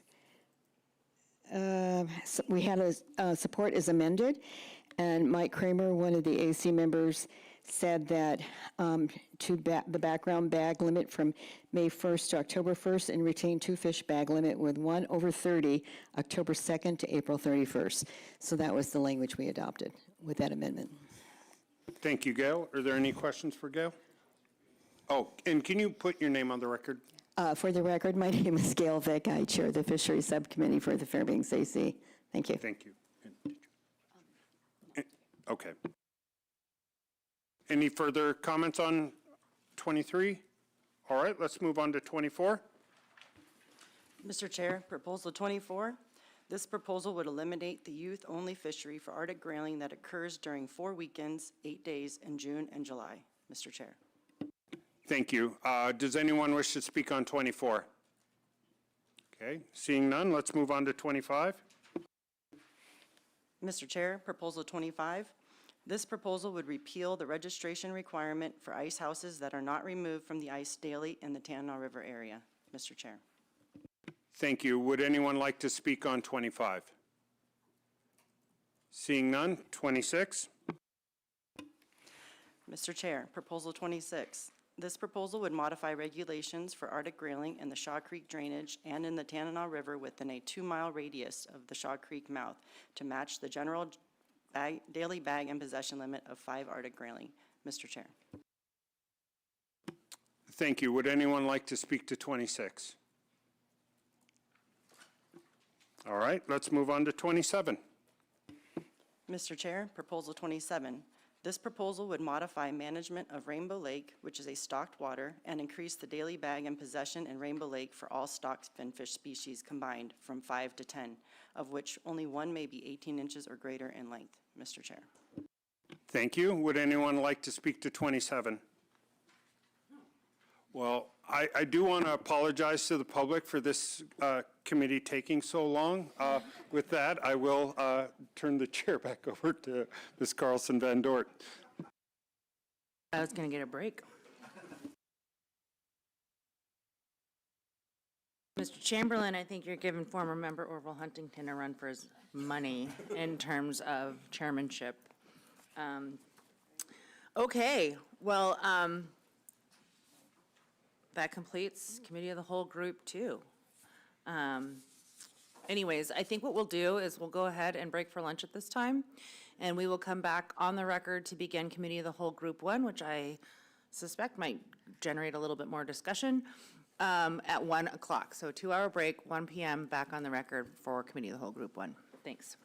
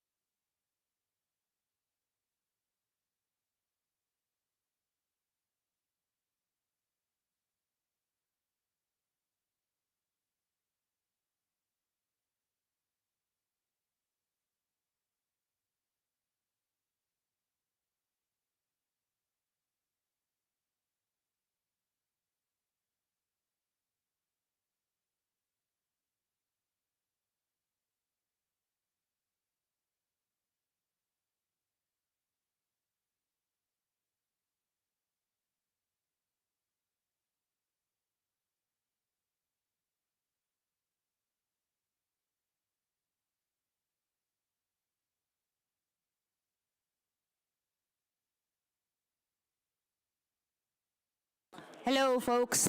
Hi. Just wanted to let you all know that we're just waiting on some substitute language to drop, and then we'll get going with committee. So stand by. We're hanging out for a little bit longer, working on some language, and we'll get it out to folks quickly, as quickly as possible. Thanks.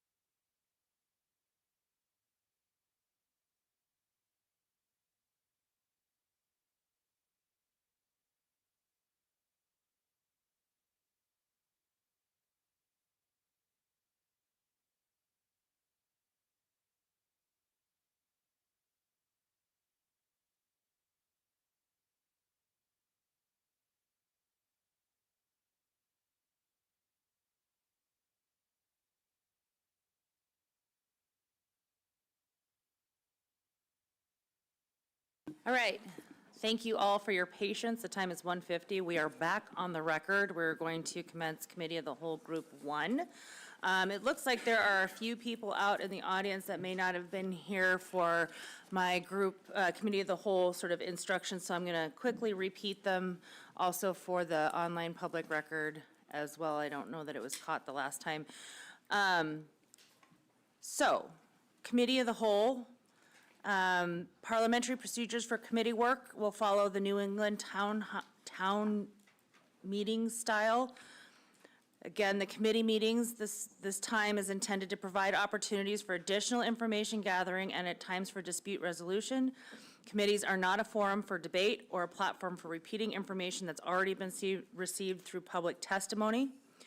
During committee meetings, advisory committee representatives can express both their own positions and the official positions of their committees. They just need to make sure to identify which position they're stating. So just be real clear about which hat you're wearing when you come to speak. The board recognizes the AC reps as knowledgeable fisheries leaders and believe that they must be able to function freely during committee meetings. There goes my nameplate. Also, during the committee meetings, we ask that the public come forward and use the microphone near the front table. It's on a stand right over here. You are welcome to form a line behind the speaker at the podium. And also, if you intend to speak, in order to minimize wait time, please move forward to the front of the room or kind of stand and start to form a line if you know you would like to speak, or if you're going to be speaking frequently, because that saves us the time of, enjoying watching you walk down the aisle.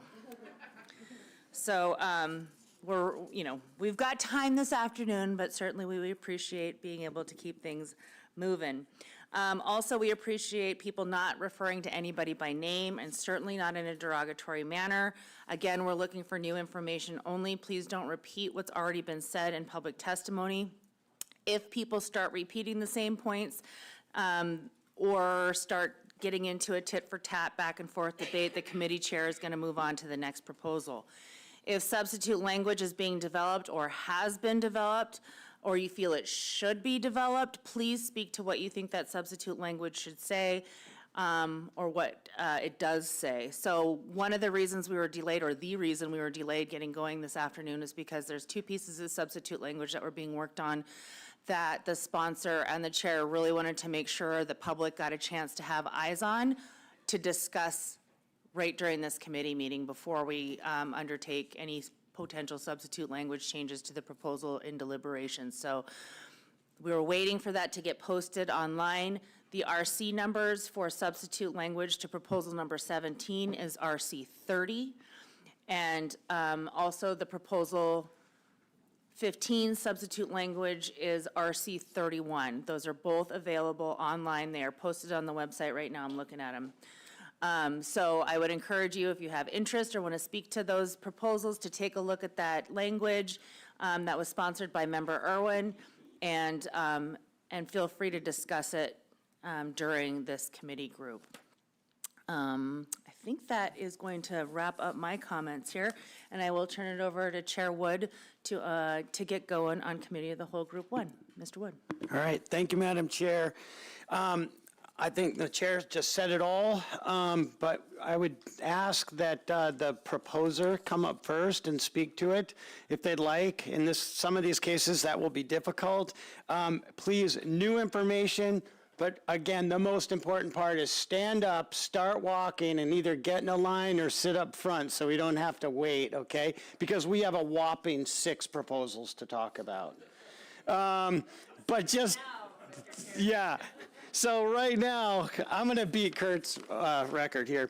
But RC 31 is talking to proposal 15, and RC 30 is talking to proposal 17. So please get an opportunity to look at that and comment on that, because we have heard people's responses to how they felt about 15, 16, and 17. So that will all be new information for us. So, okay, we'll get started with.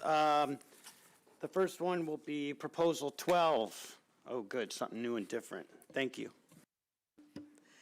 Good afternoon, Madam Chair, members of the board, and Mr. Chair Chair Wood, my name is Sam Decker. I am the Kuskokwim management biologist. With me is Aaron Tiernan, the regional management coordinator.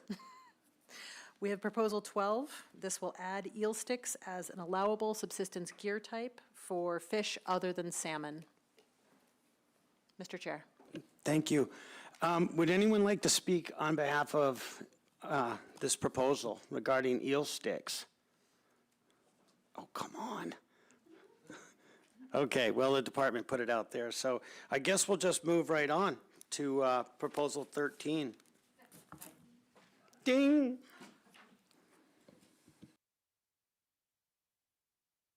Good afternoon, Board and Madam Chair and Mr. Chairman. I'm John Chythlick with Alaska Department of Fish and Game Sport Fish Division and Customer Manager, and with me is Klaus Wittig, Regional Management Coordinator. Proposal 13 would close king salmon sport fishing in the Kuskokwim drainage upstream and including the Holitna River from July 26th through April 30. Mr. Chair. Thank you. Anyone like to speak to this? For or against?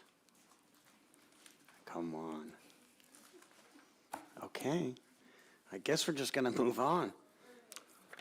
Okay, again, Mr. Chair, John Scheiflick. Proposal 13 is what we just.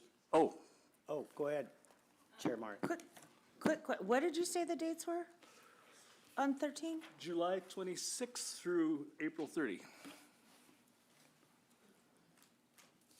On proposal 13? Yeah. Why does mine, got it.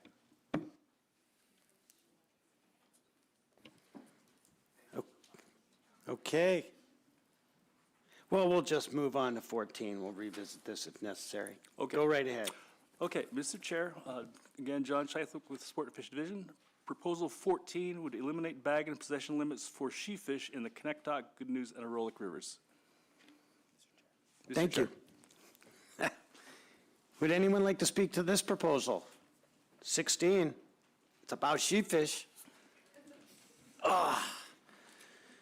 Gosh, we're cruising. All right, we'll move right on to 17. Or no, 15. This should bring some comment.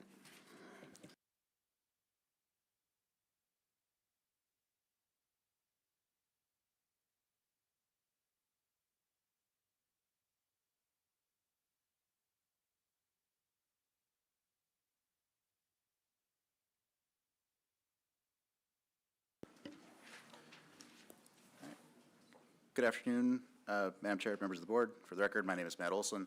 I'm the area management biologist for the Yukon River fall season. And next to me is Aaron Tiernan, the AYK management coordinator. Proposal 15 would close the harvest of fall chum salmon for 2 years in the main stem Yukon River. Thank you.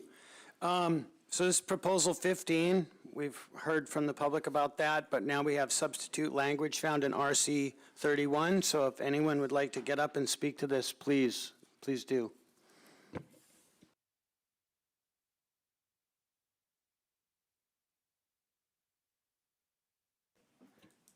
Before we jump into this, I'll have Member Irwin speak to the language found in RC 31. Thank you, Chair Wood. I appreciate the opportunity to speak to the substitute language that's before us. In RC 31, you will find substitute language for Proposal 15.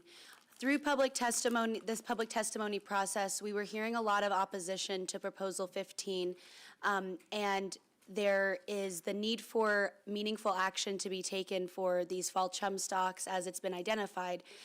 Oh, I'm sorry. Thank you. Thank you, yes. Okay, so my edits, thank you, Chair. My edits are to include traditional knowledge as best available science and data in the department, and also to, for the board to consider the removal of the stock of management concern when the escapement goal, the mid-range of the escapement goal of 450,000 is achieved in 3 consecutive years and is expected to be met or exceed in future years. It will also close commercial sport and personal use directed main stem chum salmon fisheries in District 5. Thank you. Thank you. Would anyone like to speak to this?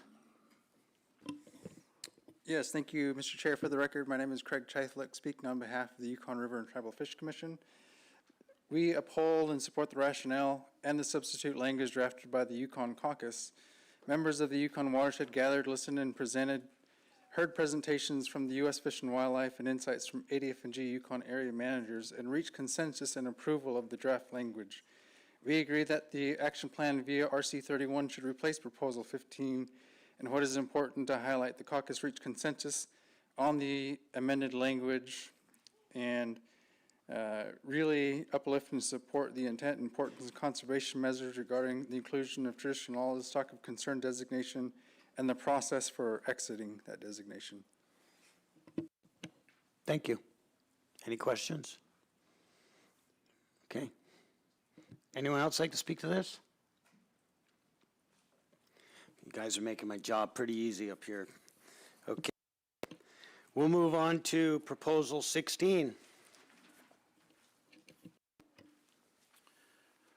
Proposal 16. This proposal would prohibit the use of 4-inch or smaller mesh gill nets in the main stem Yukon River after fall chum salmon are detected in the lower Yukon test fish project. Thank you. So people would like to speak to this? Any new information on Proposal 16? We are flying through this. Okay, we'll go right to Proposal 17 then, please. Proposal 17 would allow the use of 6-inch or smaller mesh set gill nets in Hamilton Slough, the Unuk River, and the Ingrukar River from September 1st to September 30th during times of salmon conservation. Anyone like to speak to this? We have an RC 30.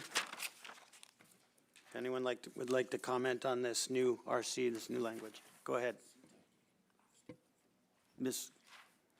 Irwin. Thank you, Mr. Wood. May I speak to the substitute language? Please. Thank you. The substitute language states that during times of salmon conservation, 6-inch mesh may be used in freshwater bodies that the department has identified as non-salmon spawning habitat through the best available scientific data and traditional knowledge. Thank you, Mr. Chair.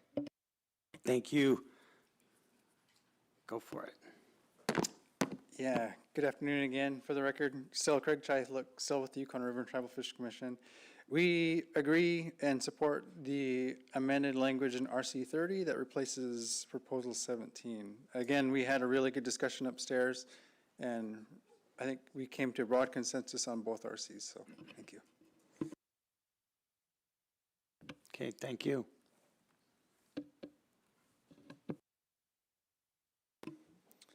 Hey everybody, my name is Shane Ransbury. I work for U.S. Fish and Wildlife Service. I'm the fishery assessment biologist, and I was the one who did a lot of the review for the 6-inch opportunities that happened this year, and I made the maps for them and things like that.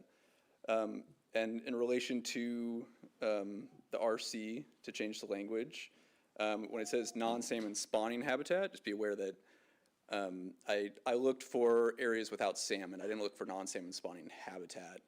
So, you know, if you want similar to what happened this year, it might make more sense to say non-salmon areas or something of that metric instead of restricting it to spawning habitat. So, thanks. Any questions? Okay, thank you.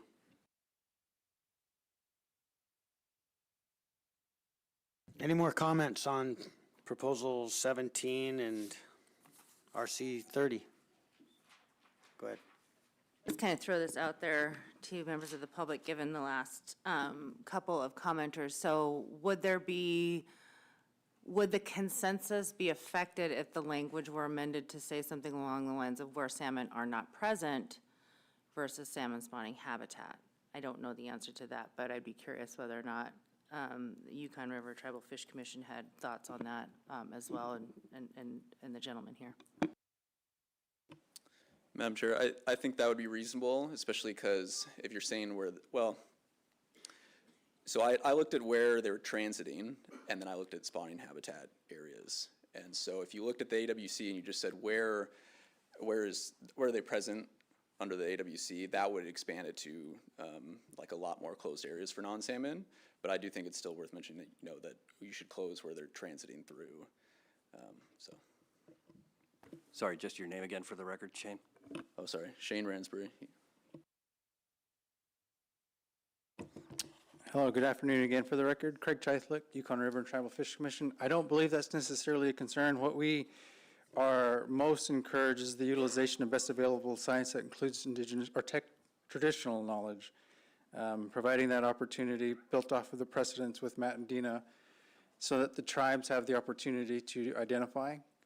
I think that's my recollection of what was the most important part of those changes in the amendments, is just creating that opportunity to build the relationships with the area managers from that tribal perspective. So utilizing indigenous and traditional knowledge and just creating that opportunity for relationship building to continue based off of what I heard was very successful, well, more successful this last year. So, but that specific, we didn't get into that level of detail, but what's most important is that recognition of traditional knowledge and for our tribes to identify and work with the managers to continue to build those relationships.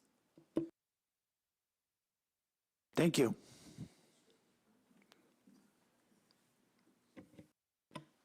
Thanks, Madam Chair. This is Holly Carroll. I'm the federal manager. And just to truly clarify, there's only one word that we would like to strike, and that's spawning, because we're letting people fish anywhere where they know non-salmon to be. So it can just be non-salmon. In fact, we don't want people fishing right where they're spawning, right? So it's just about striking the one word spawning, which would limit us to the areas we could open. So removing the one word lets us be as flexible as possible. Thank you. Any more comments?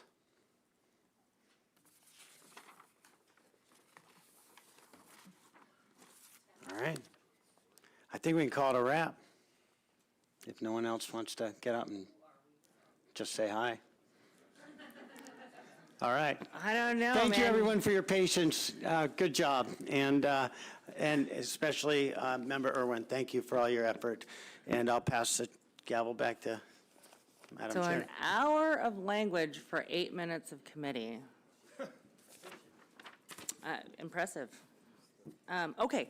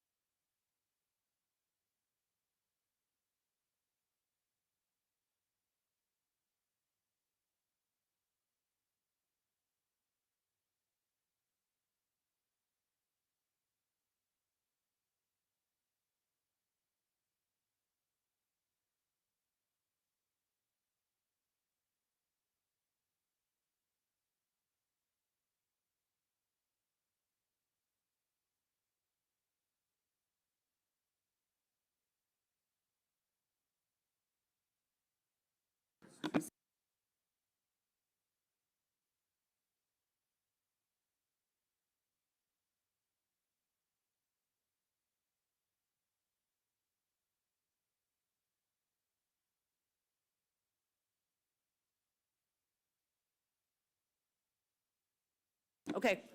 All right. We get any? Okay, back on the record. So I just was having a little sidebar to see if we're going to break for the day or move into Committee 3. My understanding is there's still people that are expecting to want to participate in Committee 3 that are on the way here, and so we're going to stick to our agenda. So what I'd like to do is break for the day. However, if there is work that needs to be done in any substitute language, if there's any changes that need to be made, I would ask that staff stick around, check with members communicate with staff, Department of Law, and anybody else that they'll need assistance with to make any adjustments or create additional substitute language so that we don't have any further delays in the morning. And we will plan to deliberate groups 1 and 2 beginning tomorrow morning.